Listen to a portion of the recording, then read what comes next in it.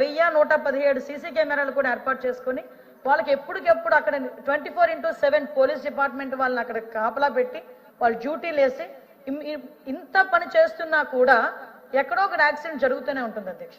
ఆ యాక్సిడెంట్ అనేది నిర్లక్ష్యం కారణంగా జరుగుతుందా, లేకపోతే రోడ్డు వల్ల ఏదైనా అన్ఫార్చునేట్లీ జరుగుతుందా, ఇందువల్ల జరిగిన అధ్యక్ష కొన్ని ప్రాణాలు అయితే పోతున్నాయి అధ్యక్ష. ప్రికాషన్స్ తీసుకున్నా, మనం ఎన్ని అవేర్నెస్ ప్రోగ్రామ్స్ తీసుకున్నా, మనం ప్రజాప్రతినిధులుగా ఉన్న మనం కానీ తల్లిదండ్రులు కానీ వీళ్ళందరూ కూడా కొంచెం అవేర్నెస్ క్రియేట్ చేసి ఈ యాక్సిడెంట్ని తగ్గించే ప్రయత్నం కూడా చేయాల్సిన బాధ్యత కూడా ఉంది అధ్యక్ష. నేను ఒకటే కోరుకుంటున్నాను, ఈ రోజు 1000 రూపాయలు ప్రాణం కన్నా ఎక్కువ కాదు, అలాగని 1000 రూపాయలు వేసి ప్రజల మీద భారం వేయాలన్న పద్ధతి కూడా గవర్నమెంట్కి లేదు.